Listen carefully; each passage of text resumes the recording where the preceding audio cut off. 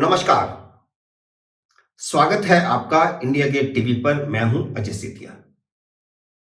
मित्रों, महाराष्ट्र के राज्यपाल भगत सिंह कोश्यारी का आखिरकार इस्तीफा हो गया। उद्धव ठाकरे जब मुख्यमंत्री थे तो उनके साथ भगत सिंह कोश्यारी का आए दिन कोई ना कोई विवाद चलता रहता था। उद्धव ठाकरे सरकार ने बाकायदा राष्ट्रपति को चिट्ठी लिखकर कोश्यारी को राज्यपाल पद से हटाने की मांग की थी। पिछले 1 साल से उनके इस्तीफे की अटकलें लग रही थी। जब जब कोई विवाद खड़ा होता तब तब खबर आती कि उन्होंने पद त्यागने की इच्छा जाहिर की है। कुछ विवाद ऐसे भी थे जिनमें महाराष्ट्र की भाजपा भी उनसे नाराज थी। पिछले दिनों जब प्रधानमंत्री नरेंद्र मोदी महाराष्ट्र गए तब भगत सिंह कोश्यारी ने उनके सामने बाकायदा पद त्यागने की इच्छा जाहिर की। तब प्रधानमंत्री नरेंद्र मोदी ने उन्हें आश्वासन दिया था कि कुछ दिनों बाद जब नए राज्यपालों की नियुक्ति होगी तो उन्हें पद मुक्त कर दिया जाएगा। कोश्यारी के इस्तीफे के बाद प्रधानमंत्री नरेंद्र मोदी ने जहां 6 नए राज्यपाल नियुक्त किए, वहीं 7 राज्यपालों को ताश के पत्तों की तरह फेंट दिया है। कोश्यारी के अलावा लद्दाख के उपराज्यपाल राधाकृष्ण माथुर ने भी इस्तीफा दिया है। जहां भगत सिंह कोश्यारी वरिष्ठ भाजपा नेता रहे थे, वह उत्तराखंड के मुख्यमंत्री के अलावा लोकसभा और राज्यसभा के सांसद भी रहे। वहीं राधाकृष्ण माथुर पूर्व ब्यूरोक्रेट हैं। जहां तक लद्दाख के उपराज्यपाल राधाकृष्ण माथुर के इस्तीफे का सवाल है, तो लद्दाख में उनका कड़ा विरोध शुरू हो गया था। उनकी कार्यशैली से लोग नाराज थे। पूर्व नौकरशाह माथुर की लद्दाख के भाजपाई सांसद ने भी शिकायत की थी। दोनों की नियुक्ति सितंबर 2019 में हुई थी। दोनों का करीब करीब 2.25 साल का कार्यकाल बाकी था और इन दोनों के अलावा 2017 में नियुक्त किए गए जगदीश मुखी और गंगा प्रसाद को भी राज्यपाल पद से मुक्त कर दिया गया है। इन दोनों का कार्यकाल पिछले साल ही समाप्त हो गया था, लेकिन नई नियुक्तियां नहीं होने के कारण दोनों को पद पर बनाए रखा गया था। इस तरह 3 राज्यपालों के और 1 उपराज्यपाल का पद खाली हुआ। 2 राज्यपालों के पास पहले से 2-2 राज्यों का प्रभार था। इसलिए नरेंद्र मोदी सरकार ने 6 नए राज्यपाल बनाकर राज्यपालों और उपराज्यपालों के सारे पद भर दिए हैं। जो 6 नए राज्यपाल नियुक्त किए गए हैं, उनमें से एक पूर्व सैनिक लेफ्टिनेंट जनरल केटी पटनायक हैं, जिन्हें अरुणाचल प्रदेश का राज्यपाल बनाया गया है। दूसरे, राम जन्मभूमि पर ऐतिहासिक फैसला करने वाली सुप्रीम कोर्ट की पीठ के एकमात्र मुस्लिम जज जस्टिस एस अब्दुल नजीर हैं, जिन्हें आंध्र प्रदेश का राज्यपाल बनाया गया है। बाकी 4 राज्यपाल गुलाबचंद कटारिया, शिव प्रताप शुक्ला, लक्ष्मण प्रसाद आचार्य और सीपी राधाकृष्णन राजनीतिक पृष्ठभूमि के हैं, यानी चारों की पृष्ठभूमि भारतीय जनता पार्टी की है।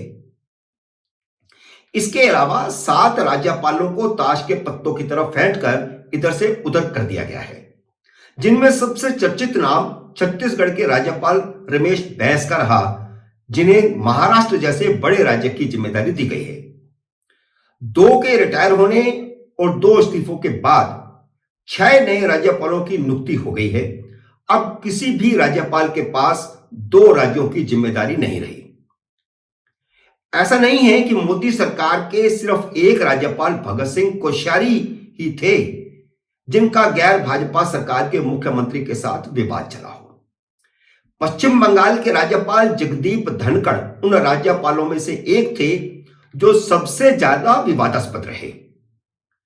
पश्चिम बंगाल की मुख्यमंत्री ममता बनर्जी ने उन्हें कई बार सार्वजनिक तौर पर अपमानित किया।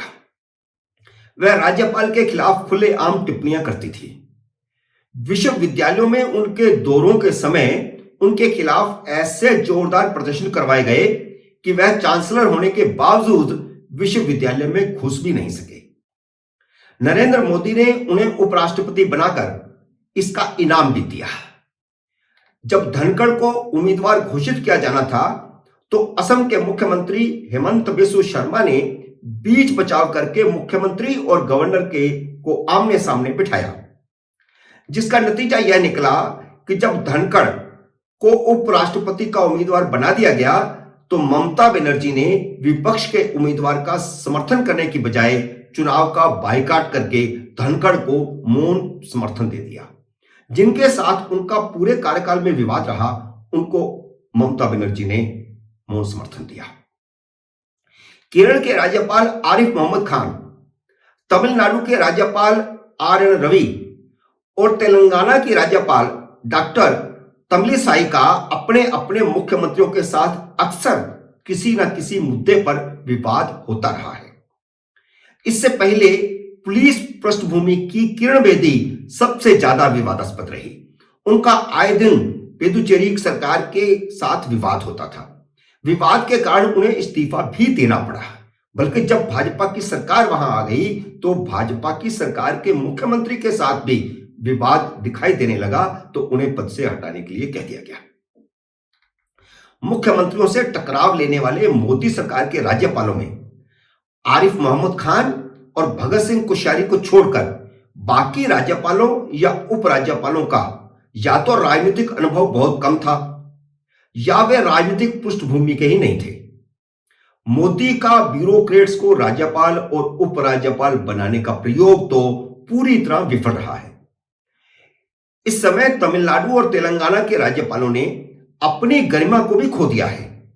तमिलनाडु के पुलिस पृष्ठभूमि के राज्यपाल आर.एन. रवि की हालत भी किरण बेदी जैसी ही है। उन्होंने तो हद ही कर दी जब राज्य सरकार की ओर से तैयार किए गए अभिभाषण को ही बदल दिया। अभिभाषण पूरा पढ़े बिना खुद ही विधानसभा से वॉकआउट भी करके चले गए। इसके अलावा वे तमिलनाडु नाम पर भी एतराज करने लगे कि राज्य का नाम तमिलनाडु नहीं हो सकता क्योंकि नाडु का मतलब है राष्ट्र। उनकी हरकतों के कारण उम्मीद की जा रही थी कि उन्हें हटाया जाएगा। उनकी भी राष्ट्रपति को शिकायत की गई है, लेकिन उनके आका अजीत डोभाल ने उन्हें बचा लिया। तेलंगाना की राज्यपाल ने तो टीवी चैनलों पर तेलंगाना राष्ट्र समिति के प्रवक्ताओं के साथ बहस करके राज्यपाल की गरिमा को ही तार तार कर दिया है। क्योंकि तेलंगाना में चुनाव नजदीक है और वह भाजपा पृष्ठभूमि की है, इसलिए उन्हें ना तो बदला गया है ना हटाया गया है। गैर राजनीतिज्ञों को राज्यपाल बनाकर शायद प्रधानमंत्री ने भी सबक सीख लिया है। इसलिए उन्होंने इस बार एक रिटायर्ड जज और एक रिटायर्ड सैन्य अधिकारी के अलावा सभी चारों राज्यपाल राजनीतिक पृष्ठभूमि के बनाए हैं। मित्रों, उम्मीद है मेरा यह विश्लेषण आपको पसंद आया होगा। इसे लाइक करिए, शेयर कीजिए और अगर आपने मेरे YouTube चैनल को सब्सक्राइब नहीं किया तो कृपया सब्सक्राइब भी कीजिए और घंटी का बटन भी दबाइए ताकि जैसे ही मेरा नया वीडियो आए आपको सूचना आए। मेरे नए वीडियो का करिए इंतजार। तब तक नमस्कार।